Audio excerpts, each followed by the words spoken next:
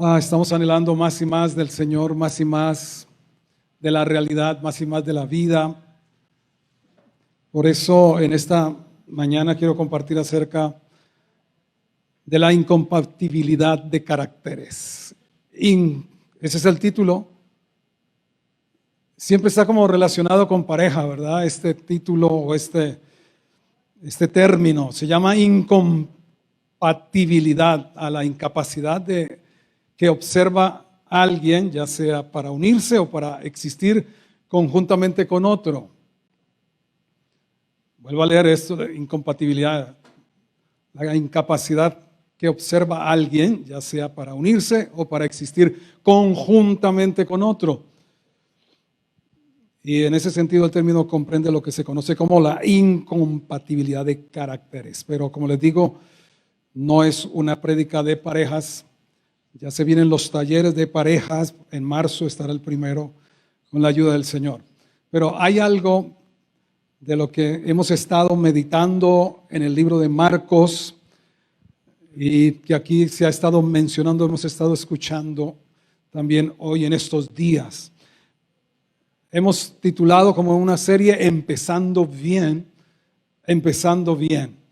Hay cosas diametralmente opuestas que claramente las podemos reconocer: el día, la noche, la luz, las tinieblas, el frío, el calor y otras cosas que son diametralmente opuestas y fácilmente, claramente se pueden diferenciar, pero hay otras que son muy parecidas, pero como el trigo y la cizaña. ¿Se acuerdan de esa parábola del trigo? La cizaña son muy parecidos. Y de lo que yo quiero hablar esta mañana es acerca de algo que parece y a veces se confunde, y en la religiosidad con la espiritualidad. Pero la religiosidad versus el reino.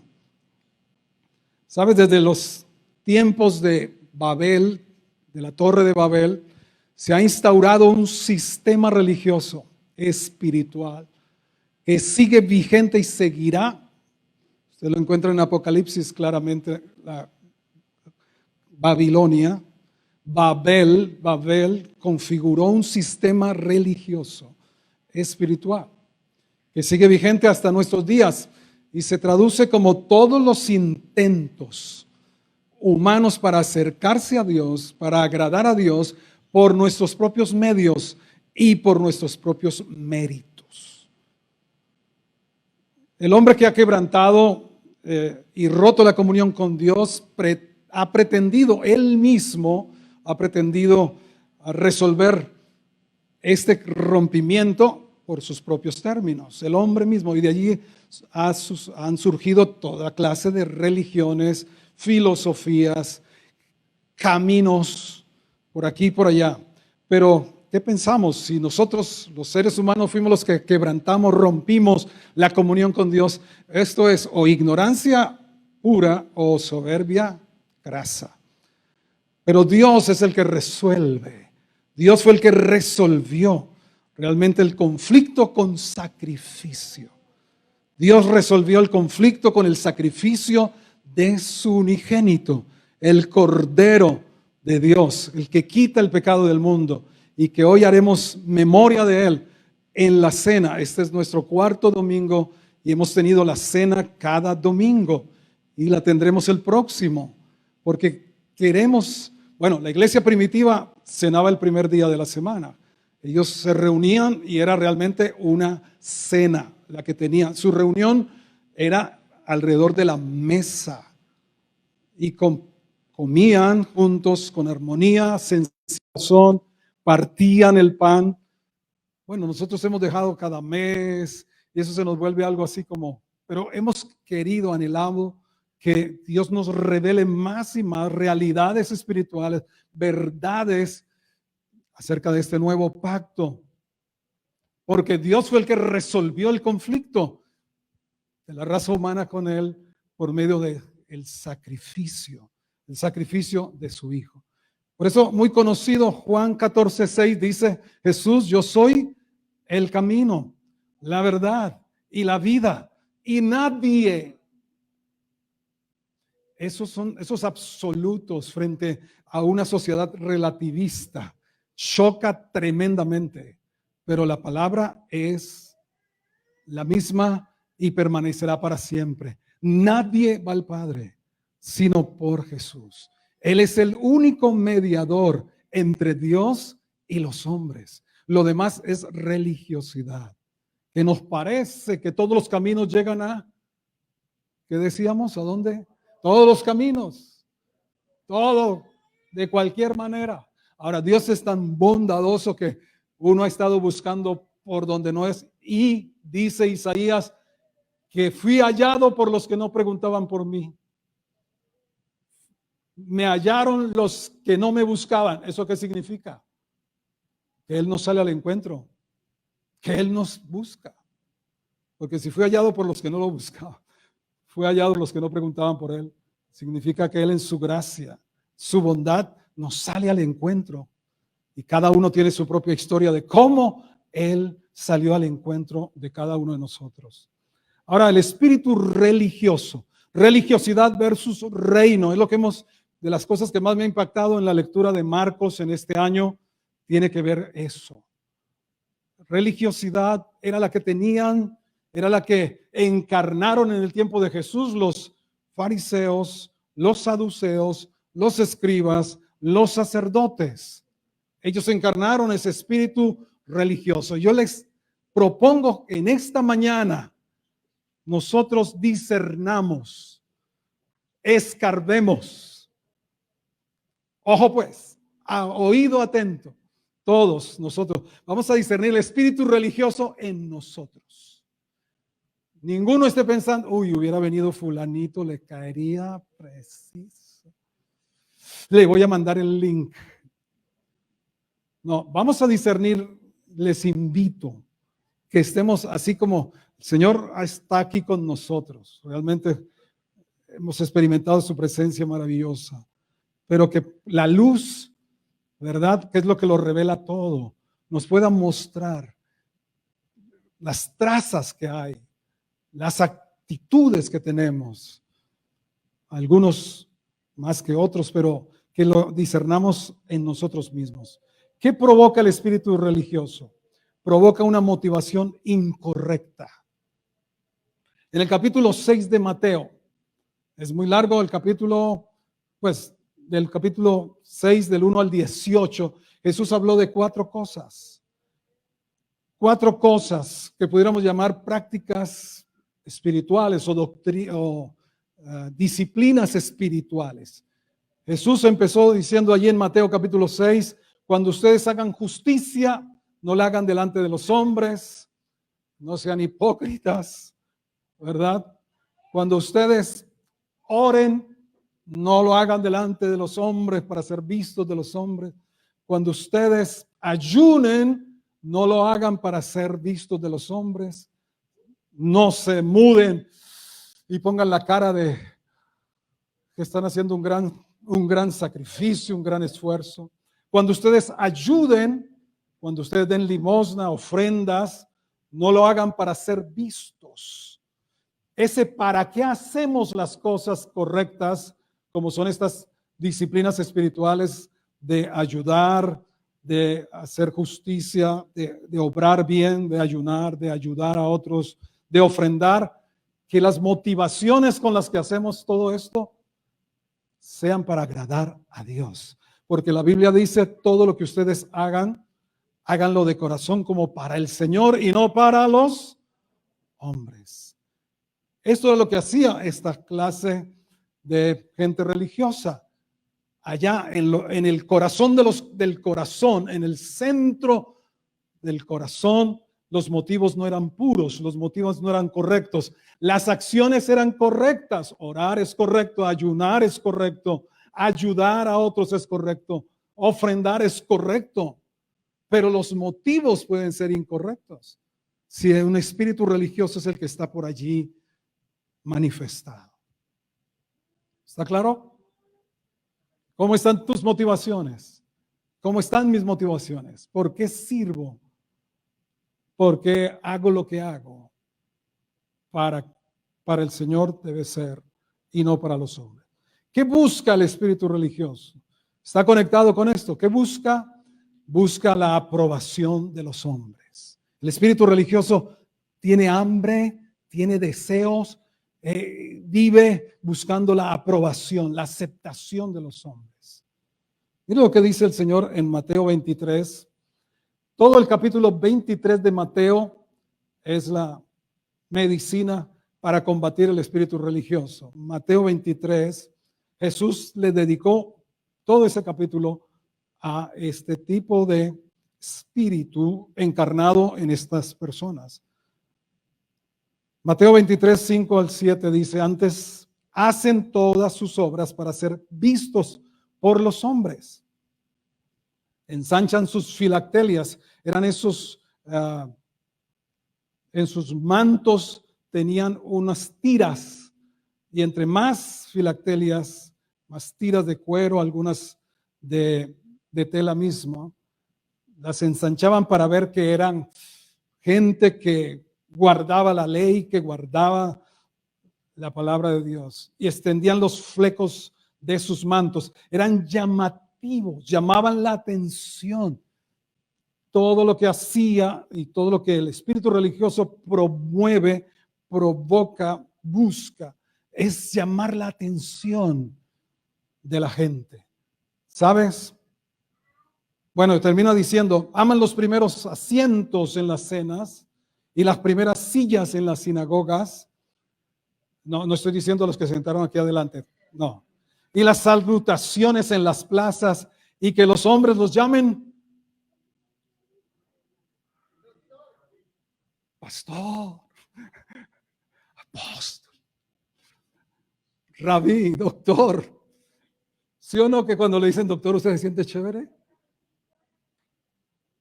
Más de una vez lo han doctorado a usted. Y usted se siente bien, ¿no? Ok.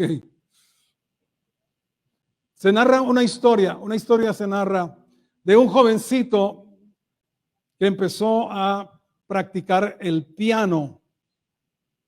Su maestro estuvo con él horas y horas, y fue creciendo y fue volviéndose más y más virtuoso en el ejercicio de tocar el piano. Llegó el momento cumbre, que fue el de un concierto allá en el teatro de su ciudad.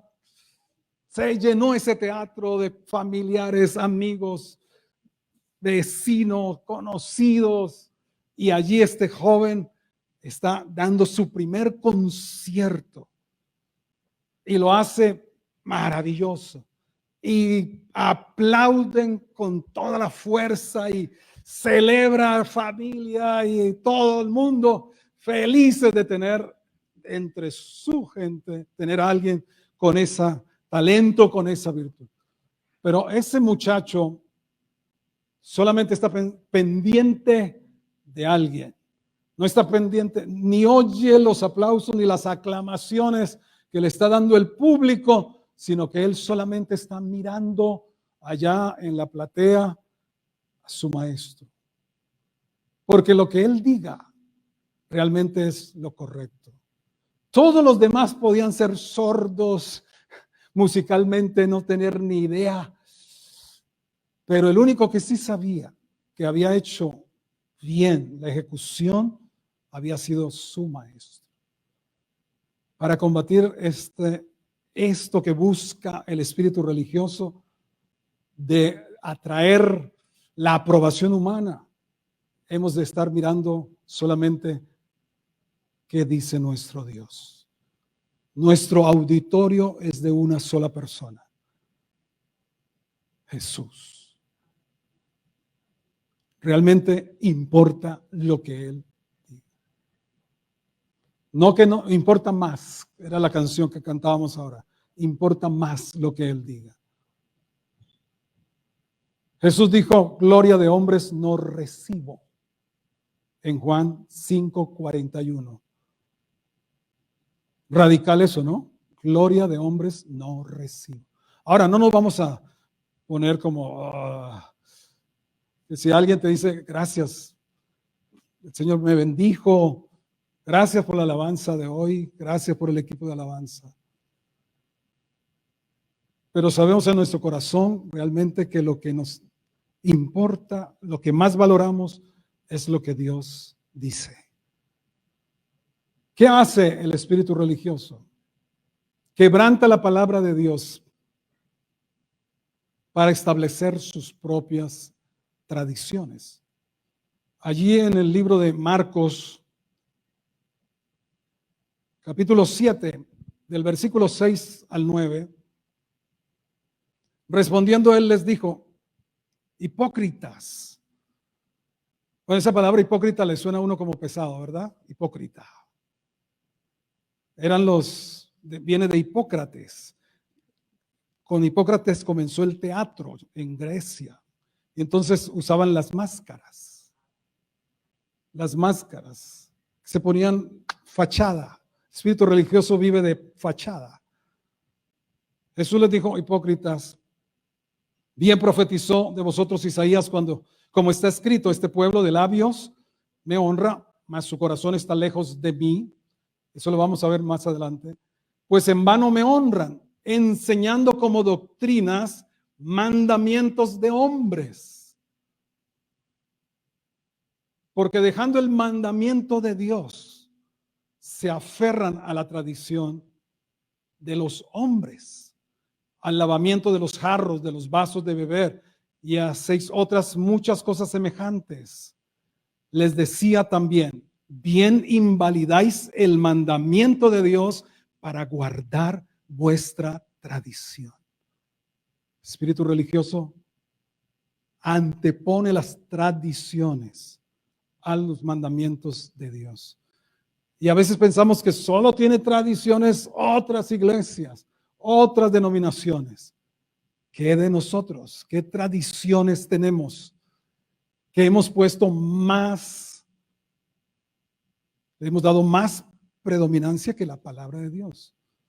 Y aún rompe el mandamiento de Dios. Mira, los fariseos juzgaban que los discípulos comían sin lavarse las manos y sin lavar los jarros. Hoy en día diríamos: tenían razón esos fariseos, con este COVID hay que lavarse todos los días, hay que lavarse las manos y todo lo demás.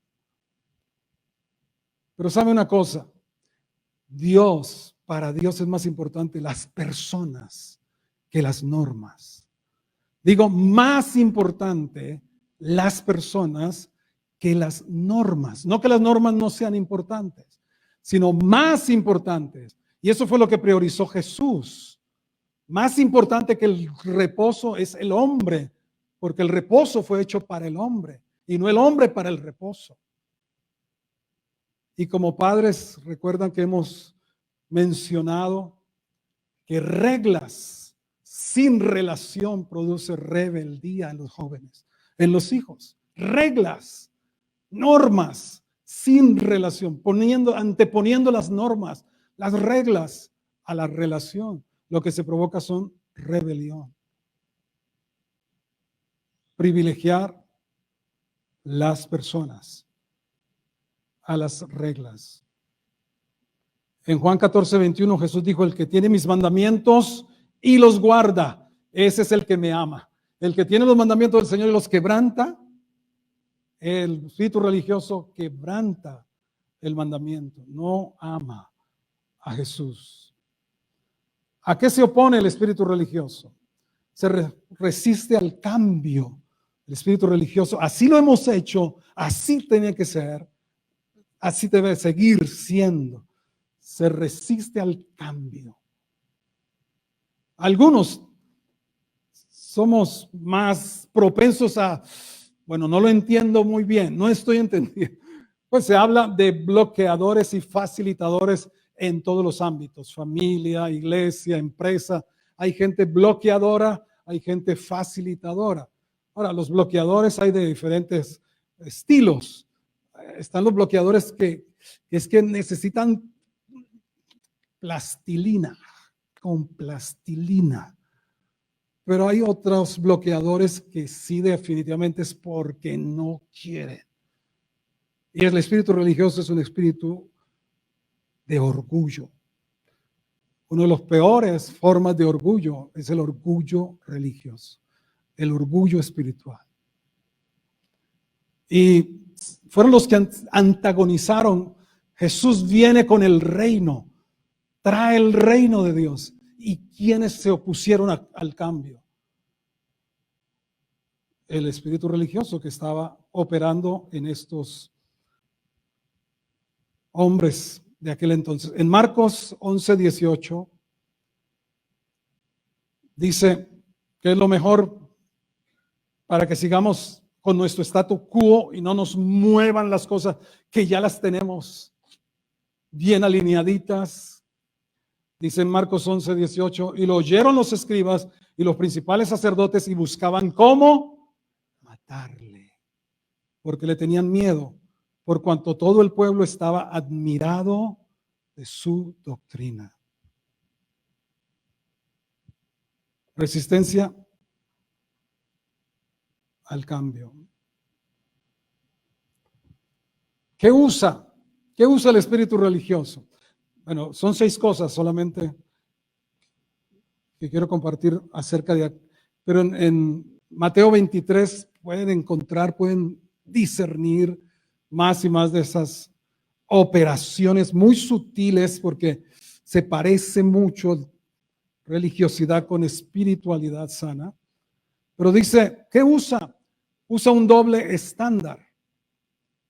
El espíritu religioso usa un doble estándar. De hecho, la hipocresía radica en eso, en tener 2 medidas distintas. Una más exigente para los demás y otra más liviana para ellos. Eso lo encontramos allí en Mateo 23, versículo 2 al 4. Dice, en la cátedra de Moisés se sientan los escribas y los fariseos. Están palabras de Jesús, de nuestro amado Jesús. Él es tierno, es hermoso, amoroso, pero con el espíritu religioso no es tolerante. Por eso discernir el espíritu religioso en nosotros y no en otros, porque eso es ser religioso. ¿Qué en mí de esto está operando? El doble estándar. Respecto al perdón, bueno, voy a leer la escritura 23, 2 al 4. En la cátedra de Moisés se sientan los escribas y los fariseos. Así que todo lo que les digan que guarden, guárdenlo y háganlo, mas no hagan conforme a sus obras, porque dicen y no hacen. Atan pesadas cargas y difíciles de llevar y las ponen sobre los hombros de los hombres, pero ellos ni con un dedo quieren moverlas. Un doble estándar. Respecto al perdón, ¿manejamos doble estándar respecto al perdón? Cuando a ti te ofenden, ¿tú qué quieres que le pase a esa persona?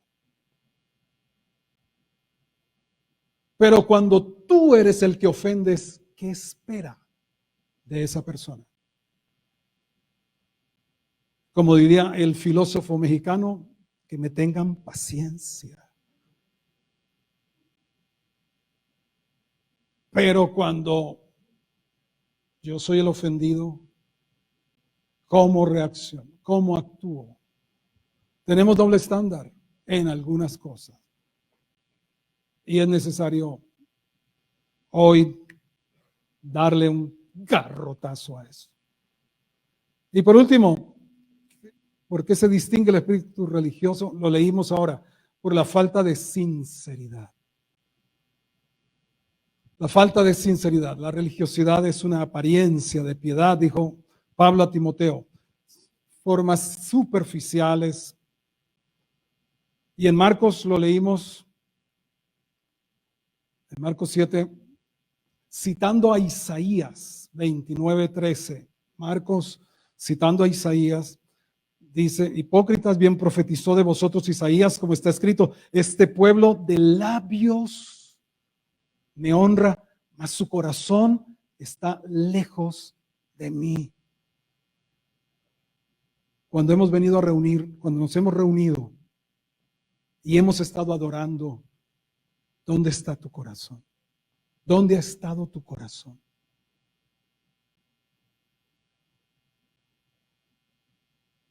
¿Dónde ha estado tu corazón? Cuando hemos estado aquí declarando a Jesús como el centro, como la vida, como el todo, mi vida eres tú. ¿Dónde ha estado tu corazón? Es operación del espíritu religioso, de labios, mas no de corazón. Ahora, intencionalmente hemos iniciado el año leyendo el Evangelio. El año pasado fue Mateo, si lo recuerda. Este año Marcos. Si Dios nos permite, el próximo Lucas. Empezaremos el año leyendo el Evangelio. Y en Marcos 1:1 decía, principio del Evangelio de Jesucristo, Hijo de Dios. No puede ser que lo que menos conozcan los cristianos sea a Cristo. No puede ser que nos esté quedando grande el rótulo de cristianos y no lo conozcamos. Y no lo conozcamos como lo debemos conocer. En la segunda de Corintios 5:16, Pablo dice algo que nos debe procurar nuestra atención. Dice, de manera que nosotros de aquí en adelante a nadie conocemos según la carne.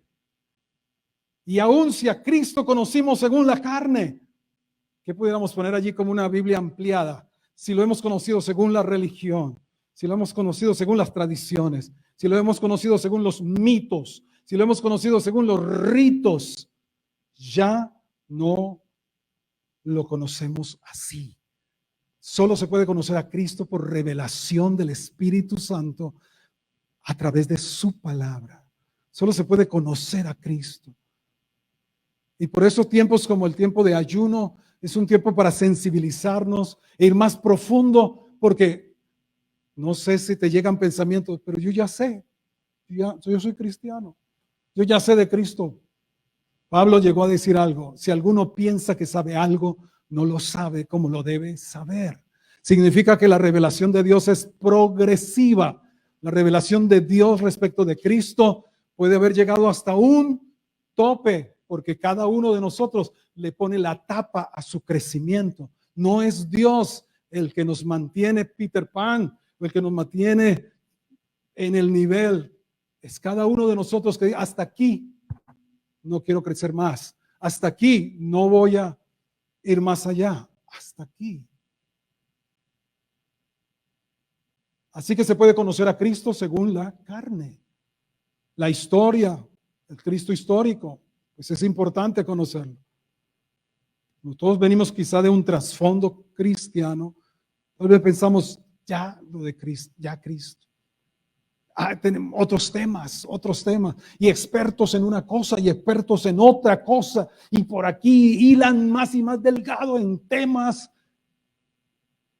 Pero si Dios está en Cristo y fue hecho para nosotros Cristo, poder de Dios, sabiduría de Dios, redención, justificación, santificación, debiéramos ser expertos en Cristo. Si algo debiéramos conocer. Pablo llegó a decir allá en Filipenses, todo lo que yo sabía, todo lo que yo era, lo he tenido como basura. En el original, lo que sale por detrás, estiércol en el original. Todo su conocimiento a los pies de Gamaliel. Me entero de amados y amadas que están yéndose a las raíces hebreas, dejando la iglesia para irse a meter en las raíces hebreas. Cuando Pablo decía, todas esas raíces son lo que sale por atrás. Con tal de conocer a Cristo. Lea Filipenses capítulo 3. Con tal de conocer y participar del poder de su resurrección. Es que no es algo que me cuentan de Cristo, hablan de Cristo en la iglesia, en la célula hablan de Cristo, hablan de Cristo. Pero ¿le conoces? ¿Le conozco? Yo me siento que no. El borde, un pedacito. Y no me quiero quedar como ya sé. Porque necesitamos ir más adelante. Entonces, de modo que si alguno está en Cristo, sigue diciendo esa porción, de modo que si alguno está en Cristo, no dice si está en la iglesia, no es lo mismo. Si estás en Cristo, algo pasó realmente, algo sucedió, las cosas viejas pasaron, todas fueron hechas nuevas, nueva criatura. Significa nuevo nacimiento. Para poder dejar la religiosidad y entrar al reino se necesita nacer de nuevo y no un barnizado de cristianismo, sino nacer de nuevo. Pasar de la muerte a la vida, de las tinieblas, dice la Biblia, a la luz, al reino de su amado Hijo. ¿Sabes? 400 años fueron silencios, de silencio de la voz de Dios, 400 años entre el final en Malaquías del Antiguo Testamento y el comienzo del Nuevo Testamento. Se dice que el primer evangelio fue Marcos, el primero que se escribió. ¿Cuándo se vuelve a oír la voz de Dios después de 400 años? ¿Qué fue lo que Dios dijo después de 400 años? ¿Qué fue lo primero que dijo Dios? Que se oyó la voz audible de Dios. ¿Qué fue? Este es mi hijo. Tú eres mi hijo. Tú eres mi hijo. Amado, en ti tengo complacencia. Eso está allá en Marcos 1:11, que confirma Marcos 1:1, el principio del evangelio de Jesucristo, Hijo de Dios. No es cualquiera. No es Cristo y alguien más. No es Cristo y algo más. No es Cristo y doctrina cristiana, Cristo y teología. Es Cristo. En Él está escondido todos los tesoros de la sabiduría. En Él está todo. Todo.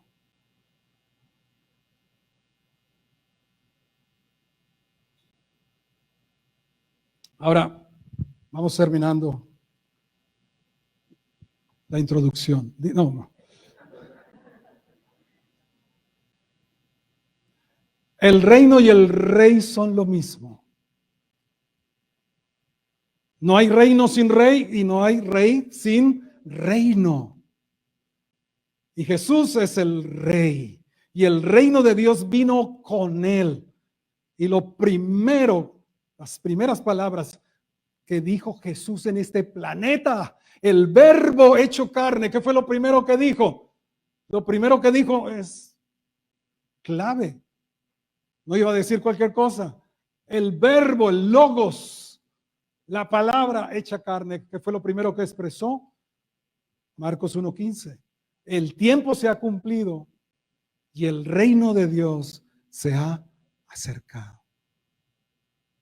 De parte de Dios se cumplió el tiempo, el kairos, el tiempo se cumplió. Los 400 años de silencio terminaron. El reino se ha acercado a través de el rey. ¿Qué es nuestra parte? ¿Qué nos corresponde? Arrepentirnos de la religiosidad y creer en el evangelio. ¿En el evangelio de quién? De Jesucristo, el Hijo de Dios. Así que el reino irrumpió con la venida del Señor Jesús. ¿Irrumpió con qué? Con vida, con poder, con gloria. De tal manera que pudiéramos resumir, el reino fue expresado por Jesús en tres cosas. En poder, los milagros, las sanidades, las maravillas. Quedaban asombrados. ¿Se acuerdan ustedes en el capítulo 2 del libro de Marcos, cuando Jesús sana a ese paralítico? ¿Qué, qué es el comentario de la gente? Luisana lo dijo que días en prepara oración. Nunca hemos visto tal cosa. En Marcos 2:12 está esa expresión. Nunca hemos visto tal cosa. Y la verdad es que podemos decir, no hemos visto muchas cosas de las que el Señor dijo que haríamos. Las mismas que yo hice, dijo Jesús en Juan, ustedes las harán y aún mayores. Entonces hemos conformado la teología, se ha conformado una teología cesacionista, que significa ya no son los dones para esta época, ya no son los milagros para esta época. Eso pasó, eso fue para que se construyera el canon de la Biblia y se le encuentra explicación a su manera, a su medida. Pero el reino irrumpió con poder. En las sinagogas, ¿qué encontró Jesús en las sinagogas? ¿Qué eran las sinagogas? Lugares de culto como este. ¿Qué encontró Jesús en las sinagogas? Endemoniados. Mira el que está a su lado. ¿Cómo tiene los ojos?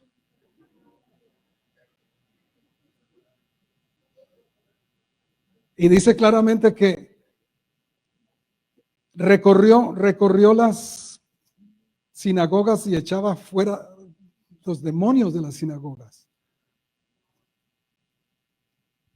Esa liberación de ese endemoniado, no ganadero, como algunos leen la Biblia, había un endemoniado ganadero. Ese era que tenía los cerdos. Ese era, es ganado porcino, por si acaso, ¿no? Entonces era el endemoniado gadareno. Era una de las 10 ciudades que se conocen como Decápolis. Una de esas ciudades era Gadara. ¿Se imagina ese cuadro? Usted lo leyó poniéndose como en los zapatos de su familia, de su papá, de su mamá. Un hombre en esa condición autodestructiva, porque sería, además de todo lo demás. Y usted sabe que Jesús fue por él y que la tormenta del mar realmente fue algo satánico, porque Jesús reprendió de la misma manera y le dijo, calla, de la misma manera que le decía a los demonios. Esa tormenta estaba levantándose para impedir realmente que Jesús, el único propósito fue cruzar ese mar por esa sola persona. ¿A qué hemos estado dispuestos nosotros? A atravesar lo que sea. Que el Señor nos diga, ve donde tal persona.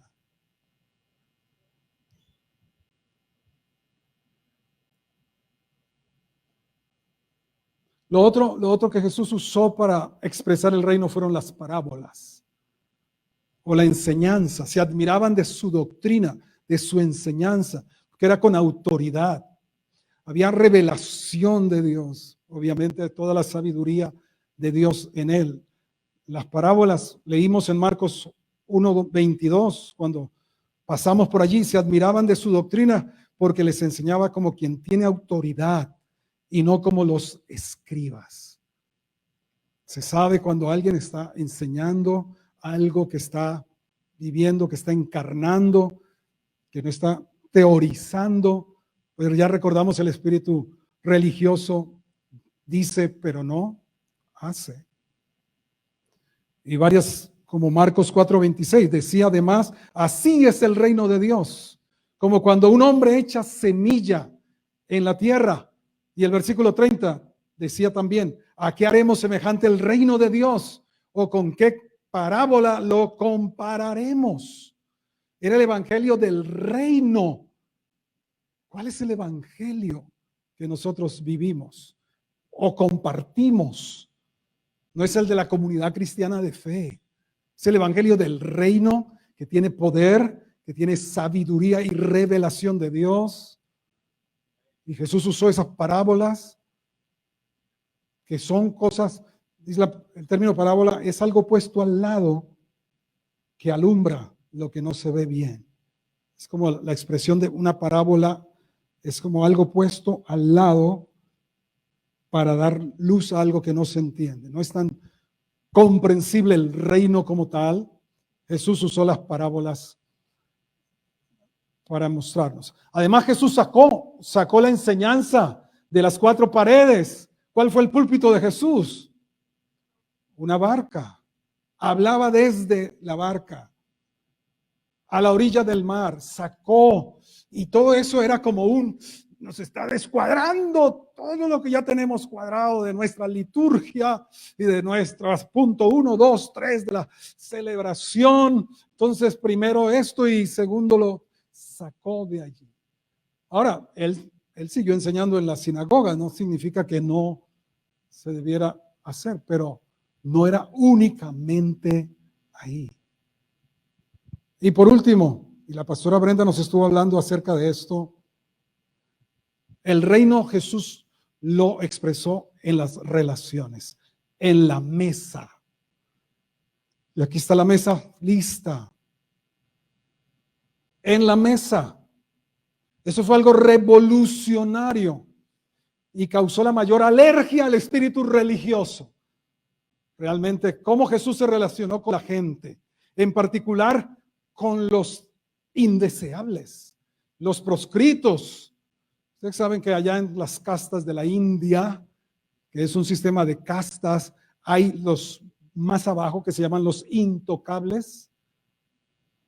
Nadie los puede tocar, ni abrazar, ni acercarse. Son los intocables.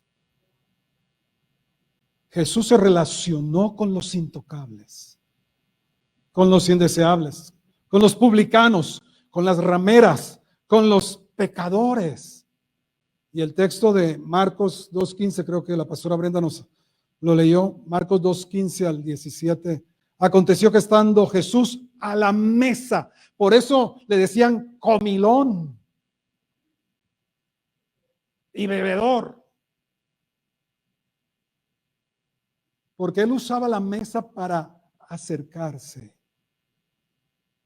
para simpatizar con él, con estas personas, para atraerlos y darles oportunidad de entrar al reino, ya que el sistema religioso los tenía completamente afuera. Y aconteció que estando Jesús a la mesa en casa de él, muchos publicanos, no eran unos poquitos, muchos. ¿Qué tenía Jesús que se le pegaba a esta gente? Muchos publicanos y pecadores estaban también a la mesa juntamente con él y sus discípulos, porque había muchos que le habían seguido. Y los escribas y los fariseos siempre estaban transmitiendo pues por televisión. Viéndole comer con los publicanos y con los pecadores, dijeron, ¿qué es esto que él come y bebe con los publicanos y pecadores? Al oír esto, Jesús les dijo, los sanos no tienen necesidad de médicos, sino los enfermos. No he venido a llamar a justos, sino a pecadores. Tenemos que hacernos una pregunta. ¿Con quiénes se sentaría Jesús hoy? Para darle la oportunidad de entrar al reino. ¿Con quién? ¿Con quiénes? Quizá con muchos de aquellos que la iglesia cristiana está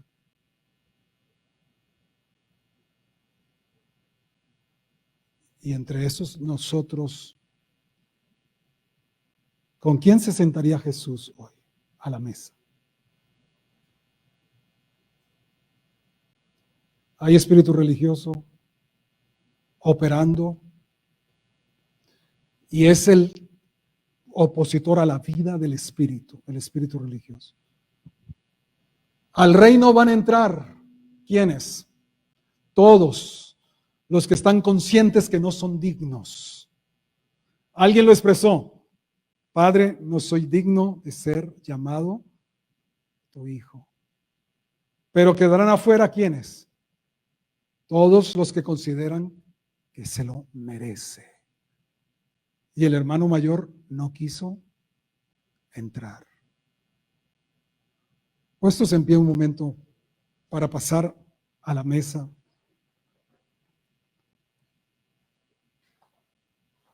Vamos a hacer unas declaraciones. Si está usted de acuerdo con ellas,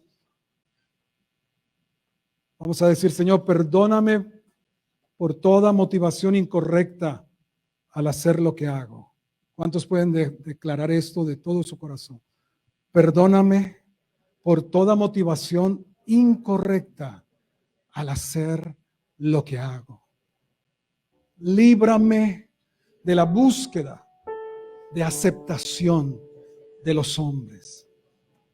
Renuncio hoy a toda actividad del espíritu religioso en mi vida. Corto con toda herencia espiritual de religiosidad en mi vida. Y perdóname la falta de sinceridad que haya tenido al adorarte.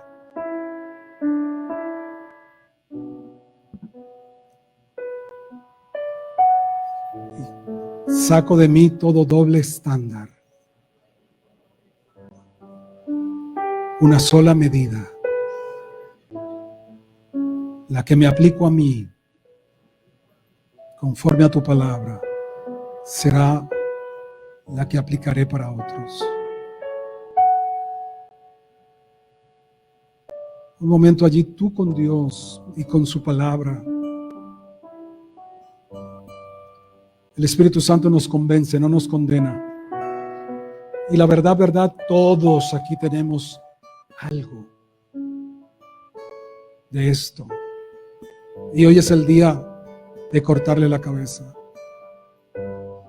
Hoy es el día de decir: hasta aquí, no más.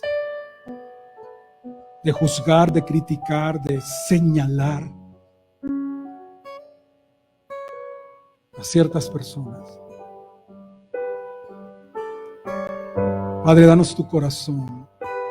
Jesús, danos el corazón tuyo que te movió a venir por los enfermos. Éramos enfermos también. Que no se nos olvide nunca de dónde nos sacaste, de dónde nos libraste, de dónde nos rescataste.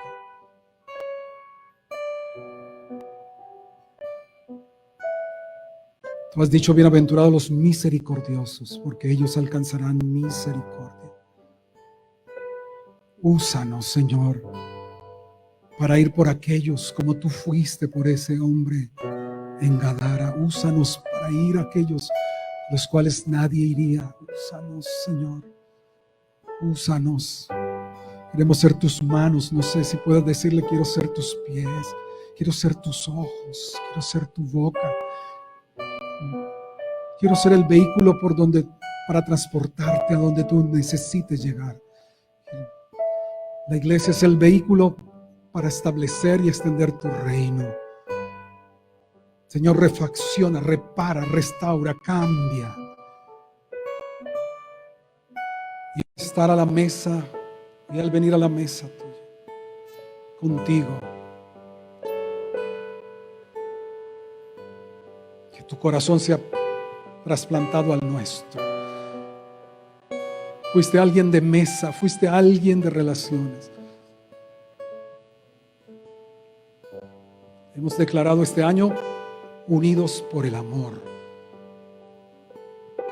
Y no queremos ser como un gueto de cristianos, entre cristianos solamente. Aquí nos capacitamos, aquí nos fortalecemos, pero saliendo de esta puerta está nuestro campo de misión. Seamos fructíferos, que seamos eficaces en llevar el evangelio del reino de los cielos, en encarnarlo, Padre Dios.